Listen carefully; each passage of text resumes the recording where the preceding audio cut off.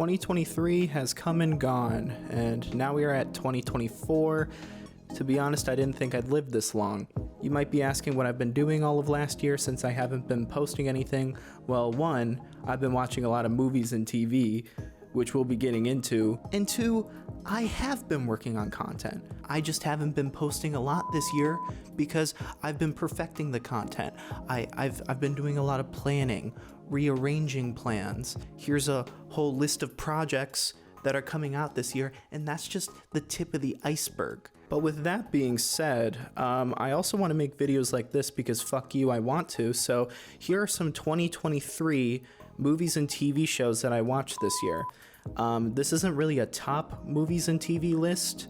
There are even some things that I disliked in this list, but the main theme is that these are the pieces of media that stuck with me for one reason or another. I just want to talk about the things that I watched that I still want to talk about, okay? For example, there are some really good movies and TV shows that I left off the list because I didn't know what else to add besides that was really good. I loved it. So keep that in mind. If I don't think I have anything to add to the conversation, probably not going to talk about it. But if there is something here that I didn't talk about that you want my opinion of, just let me know in the comments below. Yeah, let's get into it. Megan? This movie has a scene where it weaponizes cringe, which I was so impressed by. There was a scene where the doll was singing and it managed to make the entire audience laugh out of discomfort. It was effective, and that was really cool to see. That was the highlight for me. Everything else about it was fine. It plays out exactly like how you'd think. The movie got way more popular than it needed to be. I have no idea what that was about. The Last of Us. This show was made for people who didn't play the game, and I just so happen to be one of those people.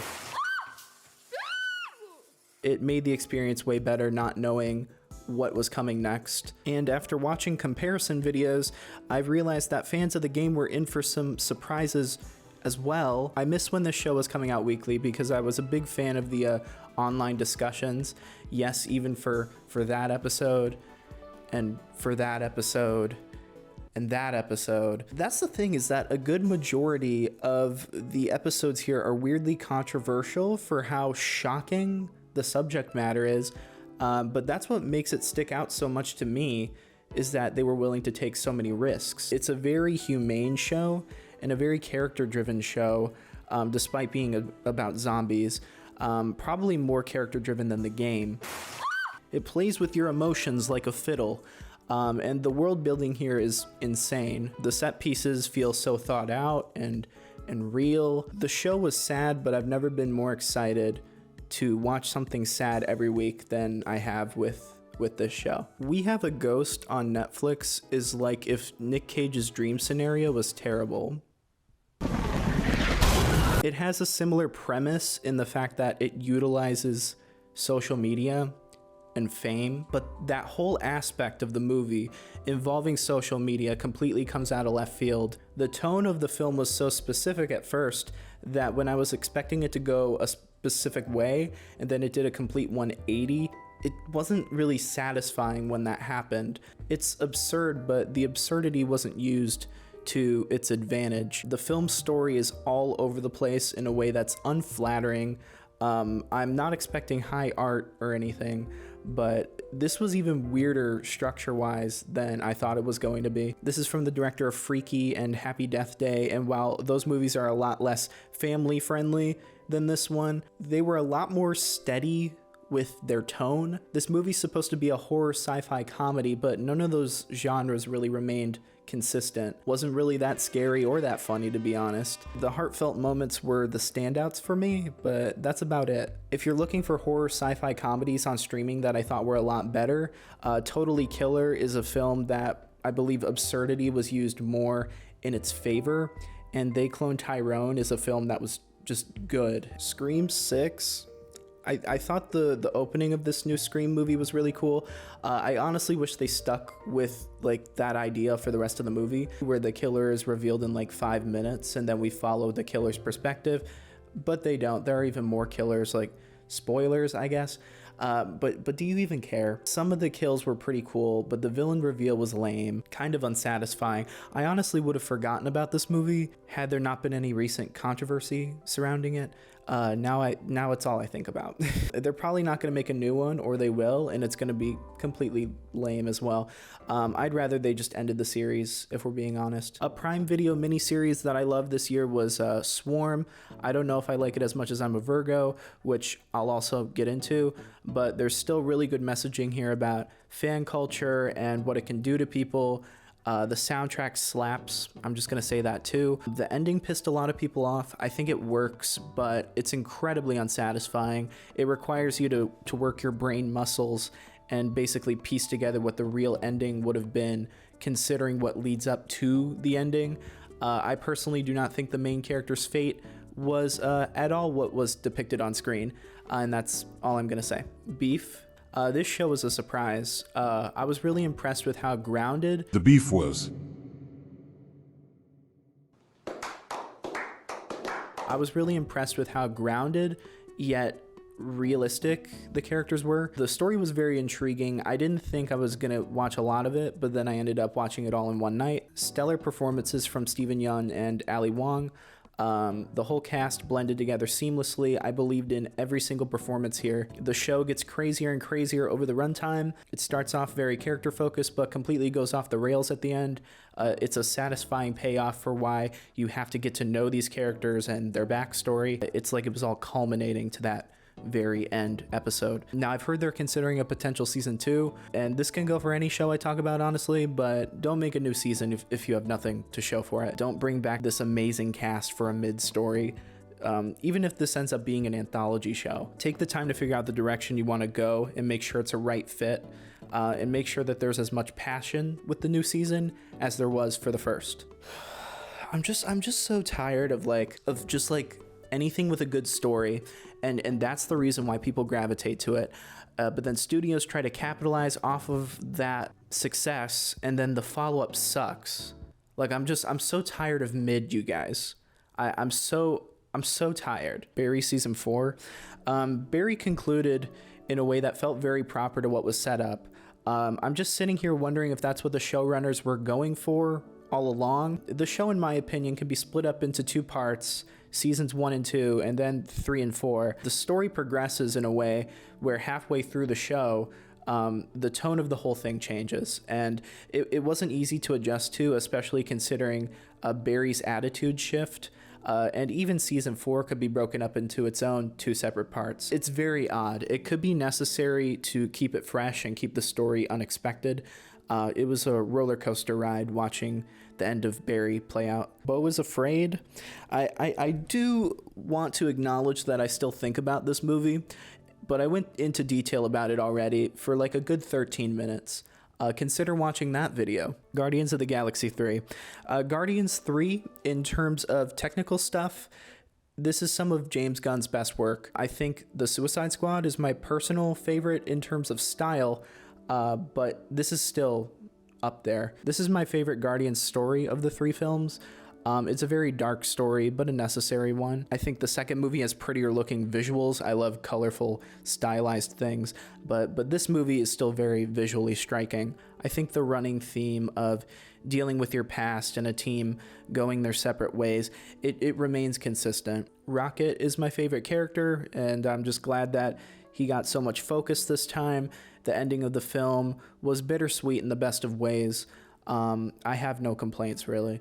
I know they're probably going to make a new Guardians movie, especially considering that this was the MCU movie that people showed up for the most in 2023. This movie, however, is my headcanon ending. I most likely won't be interested in any future entries. Asteroid City. I love Wes Anderson, but I fucking hated Asteroid City. I might need to watch it a second time, but this movie was so boring that I understand where people are coming from when they're saying his style took over his substance. This movie heavily relies on his style, but I felt like I got nothing from it. This movie looks beautiful, I'll give it that, but that's the most I can say. If you want a better Wes Anderson project that came out this year, consider watching his new Netflix shorts. I love the narration aspect to it. It feels like the storybooks came to life. My favorite short is definitely Henry Sugar. It gets the most love, but like for a good reason. And then The Ratcatcher, though, had some really cool visual moments, and The Swan had some really cool camera work. And I think Poison had my favorite story out of all of them. How the fuck did this movie get made? Like, I know that's the same opinion as like everybody else, and I'm not saying anything new, but like this movie is so visually ugly, and I genuinely like have no idea how they thought this was ready to be released. I'm a Virgo seems like it's going to remain unappreciated for a very long time. I sincerely hope this gets a cult following of some sort down the line. The messaging in this show is very current. There are legitimate issues being vocalized here about classism, worshiping idols. The director has a history of this type of work already, but with the runtime, this felt very fleshed out. There are scenes in here that are weird for weird's sake, which I love, but there are scenes that are weird with a purpose that I think deserve to be talked about more in depth. Does this count as another superhero show? I honestly have no idea. Prime Video has like 50 of them. Barbie? What? I got to see Barbie a few days early, actually. Humble brag. In terms of the political side of things, this movie divided people because it's very direct about its messaging. There is no subtlety. So the people going in expecting one thing and then getting something preachy, they fucking hated it, I assume. I just watched it a second time, and I think I liked it more than the first time. A lot of moments went over my head on that first watch, but something I hate to this day is the editing in this film. Oh my god, it's just cut to cut to cut. I'm assuming that's more on the studio. They probably gave input to shorten it down by any means necessary, but as a result, the final cut lacks fluency. A character will be facing a certain direction, but then it cuts to a different angle and they've completely changed their posture. It's so bad. I love the film's aesthetic though. The set pieces are so cool. The soundtrack makes me want to throw it back. Greta Gerwig, if she plays her cards right, has the chance to do something really funny, and by that I mean have a really good career. Bottoms. I am baffled that this movie managed to get made with how insane it is. And that's not a diss to the movie either. It's so weird how the plot of the film feels like it was made up last minute. The driving force for the narrative is that two main characters create like this underground high school fight club, but it never feels like that's the focus. It feels sort of tacked on, but in a way that feels intentional because that's the comedy of it. The whole movie is completely absurd. The real focus is the characters and the absurdity of each situation that's presented. The cast is full of likable people. Even the cast members that aren't supposed to be likable, you find charm in them. The ending scene at the football game is just fucking ridiculous. But I had so much fun with this one. Gran Turismo. The only reason I remember Gran Turismo so vividly, I was watching it in a theater because my friends wanted to go see it, and it was formulaic, cookie cutter, one of those based on a true story movies. Not that that's a bad thing. They also serve their purpose, but I was surprised with how like uninventive this movie's structure was. I don't think they had much of a choice with the story since the movie's actually based on real events.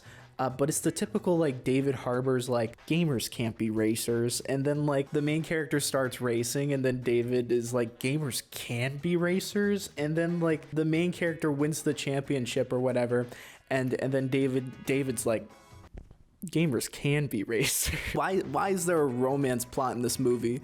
Like, can someone fact check that the love interest actually exists in real life and is alive? Because then I'll give the movie credit if that's the case. Here's things I'll legitimately give the movie credit for.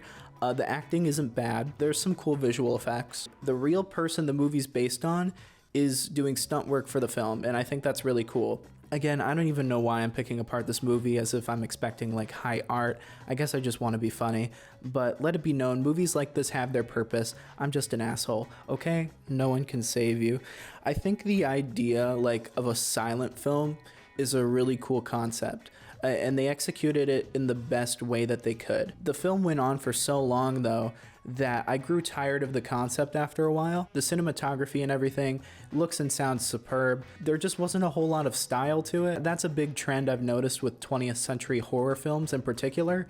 It feels like this was made by a big budget studio. I know I'm gonna sound like a hippie, but I feel like when so many hands are in the pot like this, the end result can feel a little safe. It feels like they aren't taking a lot of risks. And again, the silent film concept is really cool. That's still a risk, but at the same time, the movie just didn't feel innovative. There were so many moments while watching this where I was like, I wish they cut here, I wish they did this. There is a lot of potential here though, and I'm glad they made this movie. It was still good. I guess I just prefer, I don't know, Barbarian. The Fall of the House of Usher. I'm on the fence because I'm pretty sure this is Mike Flanagan's best work. He's like Wes Anderson, where he brought back a bunch of cast members from his older projects. If I become a director, that is something I would definitely love to do in my career. Not only that, but I think he understands his directing style the most in this project. Creepy imagery, a lot of tension building, it's all very effective. Not really a lot about the show that I didn't like either. But when I think about his other work, I just keep thinking that this particular project isn't my personal favorite. It's still his best work though.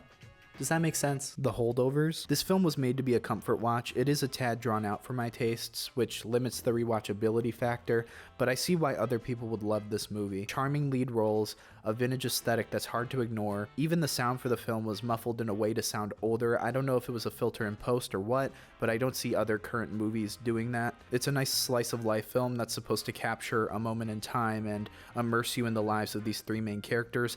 It was a lot better than the director's last film, Downsizing. Five Nights at Freddy's. I saw the new Five Nights at Freddy's movie. I would have rathered if it was really bad or really good to give me something to latch onto, but it was just mid, okay? It was just mid.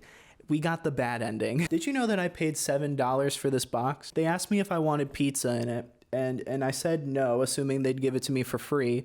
But I realized that they used pizza boxes to collect the inventory for the pizza, so they ended up charging me for a whole pizza, and I didn't even realize I was charged until the moment I was paying for it. Then my social anxiety kicked in, and I didn't want to tell them no, so this is my $7 box, everybody. Don't get me wrong, I actually liked the movie, but I think I only liked it for the same reason other people liked it. They care less about the movie itself and care more about what the movie represents. It shows that filmmakers want to give the audience something really good to watch based on well-liked properties, but we just haven't gotten that yet. They are still listening to the fans though, and if they do take what the fans say into consideration for the sequel could be really good. So to conclude, I guess I keep thinking about this movie because of the idea of it. It is goddamn insane that I'm watching Matthew Lillard putting on the Springtrap mask and saying, "I always come back." What the fuck is going on? The Marvels. Alright, so this movie's on my list because I fucking hated it, and I feel like I have something slight to add to this MCU back and forth. I thought this movie would have been fine because I thought the concept of three superheroes switching places whenever they use their powers, that's a really cool concept. It's really neat. I don't think I've seen it done before. But that concept wasn't even consistent, and neither was any of the rest of the movie really. The budget for the film, based on numerous sources, the general consensus is like 200 million. Some have even said 270 million, which is not far off from the budget of something like Avengers Infinity War. Difference is, Infinity War actually looks like it costs that much money to make. The Marvels does not look good from a technical standpoint, especially in this scene where they're like in this world where everybody sings, they're going up an elevator and it looks like so fucking green screen. The story is also pretty lackluster. There's sequences that happen in the story that practically serve no purpose at all.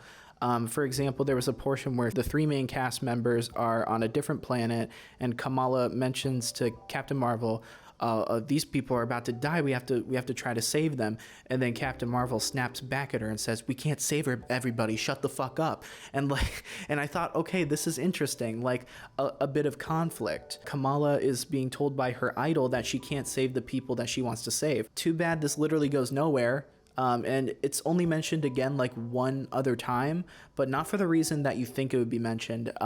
Kamala was more upset that she was being snapped at rather than being told she can't be a hero for these people. It's not even bad in a way where it's funny. It's like the movie's just bad in a way where I realized the film went through hundreds of people, and still with all of these amateur mistakes, they released it. And I guess that's why I still think about it.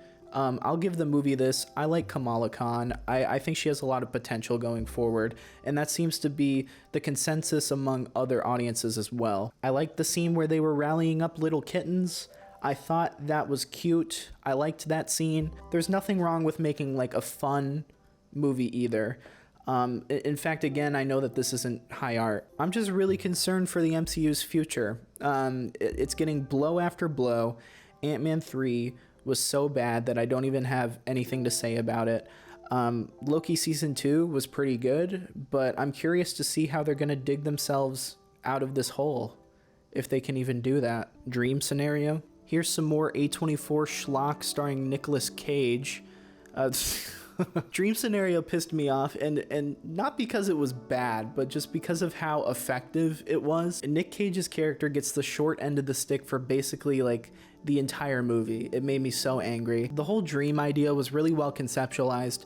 It doesn't feel half-baked. If another movie tried this idea, I feel like they wouldn't go all the way with it. Here, it was the focus of the movie more than even the characters were, I'd say. Many unexpected moments. It was fun, but it had its serious moments too. It even had moments where it critiqued humanity and consumerism, which was pretty funny, but it also felt very real. If something like this happened in real life, this seems like the reaction the general public would have. I wasn't feeling Nick Cage's performance for the first like 20 minutes, but the longer the film went on, the more I was on board. There were some editing and framing choices that I thought were genius. The ending was fantastic. I don't think they could have ended the movie any other way. The only thing that wasn't memorable for me was the score. I legitimately don't remember any of the music in this film. Anyways, I love the movie, but be prepared for the main character to have a really bad time. The Curse. Whoever's idea it was to put Nathan Fielder and Benny Safdie in a room together deserves a fucking medal. The way the show blurs the line between reality and fiction is so cool. It utilizes the strengths of both Fielder and Safdie. Even with everything else I've seen, it is by far the most uncomfortable show I've watched this year.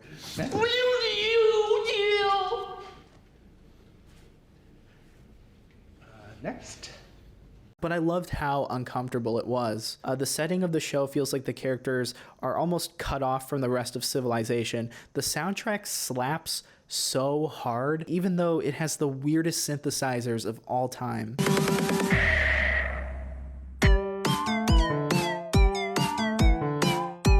Everything I was watching felt so real. I would actually recommend this to other people. It is a very fascinating character piece. Saltburn. I have a love-hate relationship with Emerald Fennell. Promising Young Woman was really good and it was stylized, but same with this movie. But both of these movies failed to connect with me on an emotional level. Sure, they both have very shocking moments in them, but these moments never really shock me when they happen. It's just sort of like, oh, okay, that's happening. The plot twist of Saltburn made sense, but it didn't feel like it flowed naturally with the rest of the movie. I understood what the film was trying to say, and I understood the themes. I understood the character's motivation. I understood the point of Carey Mulligan's character. I was never confused, but there are these weird, like, negative undertones to the film, which could be one of the factors why I just felt like so emotionally disconnected. It feels like the director was angry when they made it. Like, this movie felt angry, and as a result I didn't feel anything. Even though there were scenes that stood out to me, the ending song Murder on the Dance Floor was iconic. This film wasn't my favorite. Scott Pilgrim takes off. The art style and animation is gorgeous. This was the best case scenario for a Scott Pilgrim show because it looks exactly like how a Scott Pilgrim show should look. And the story is phenomenal. It was very engaging. There were so many unexpected moments, and the moments that were expected ended up being pretty satisfying. They're trying to make each bit of Scott Pilgrim media almost like a companion piece to the other. Key moments and characters do overlap, but the stories themselves have their own corner, their own space. And it's really cool, and it honestly makes sense to do, because if you get the green light for a new Scott Pilgrim series, why not use the opportunity to do something new with these characters? I think it's goddamn genius, and a good example of this is Ramona Flowers. This show's portrayal of Ramona is probably perfect. In the movie, she was very mysterious, but to the point where the audience might feel like they're in the dark about her, and as a result of that, I can see how she could come off as this one-dimensional damsel in distress type. Even with that initial fight scene she had against Roxy Richter, she was still giving damsel energy. Whereas in this show, they peel away at Ramona's mystery, making her feel way more fleshed out. The new Roxy Richter fight scene is fucking excellent in the way that it shows us more about these characters, giving us more reason to care about them. I think there's a lot of potential here if they want to do more Scott Pilgrim stories, unless Netflix cancels it, which they have a tendency to do with animation. You know what? Fuck you. Bring back Inside Job, bring it back, bring back Final Space, bring back Infinity Train. I know you guys didn't do that, but bring it back anyway. Good Burger 2. Let me get this out of the way. I don't think Good Burger 2 is a good movie. That being said, it was fun. We need fun movies just to let our minds dwindle. They have their place. I couldn't shake this feeling though. It's the same feeling I got when I was watching that Zombieland sequel in like 2019. It doesn't feel like a legitimate sequel to the original. It feels like they got some of the cast back to just make a movie, which isn't a problem, but like they're putting in all these references to the original to make it seem like it's more connected. Like, whoa, Carmen Electra's back. That was never gonna work. Especially with the story that they went with, this feels more like an SNL parody than like a legitimate movie. And why did you guys add this makeup to Kel Mitchell? Like, if the characters aged as much as they did in the movie as they did in real life, what's the point in making him look youthful? This makeup is more creepy than it is effective. He's giving vampire, but not like a hot vampire, like one you'd see in like Midnight Mass. Leave the World Behind. A new Netflix film from the creator of Mr. Robot. Oh, I understand the ending was pretty unsatisfying. I remember even saying like, that was it? But I remembered a few things. One, the characters figured out why the world was ending. Two, they accomplished their goals. And three, they had their character progression. Like, the purpose of the movie is done. I mean, what else could they do? Just have the characters wait around for something to happen? Like, no, I understand why the ending was abrupt. It's a little experimental. I like it. The performances are pretty good. I like the industrial aesthetic of the movie.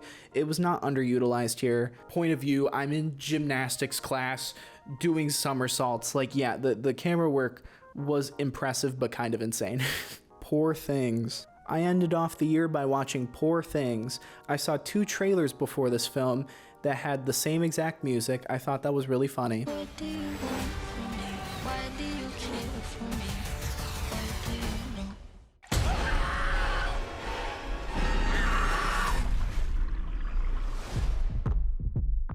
Why aren't you scared of it? I think my biggest regret is going into the film knowing a little bit of the story. Some plot elements got spoiled for me involving the Bella Baxter character. I knew of these plot elements and I was kind of weirded out by them.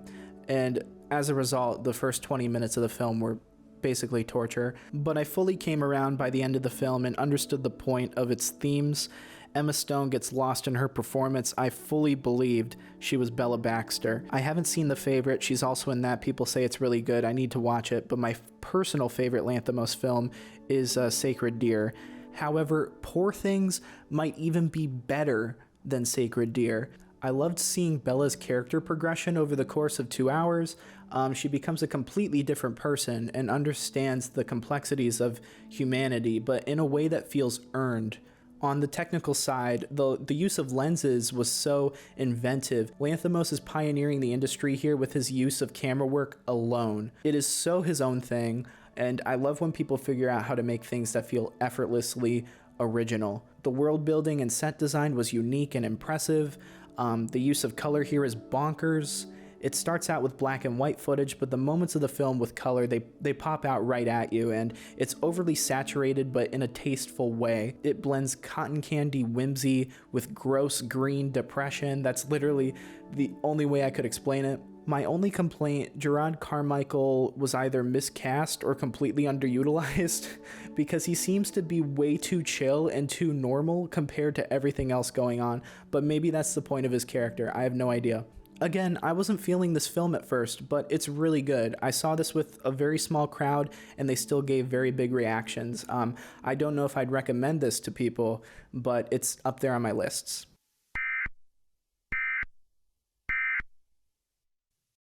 If you made it to the end of this video, you are a fucking legend. I have a lot of content planned for this year. I don't know what my release strategy is going to be for some of it, but I hope the wait was worth it. In the meantime, consider watching my short film that I posted back in October. It was something that I made casually for a film festival that I was rejected from, but I had a fun time making it, and I think the more eyes on it, the better. So thank you for watching. Goodbye.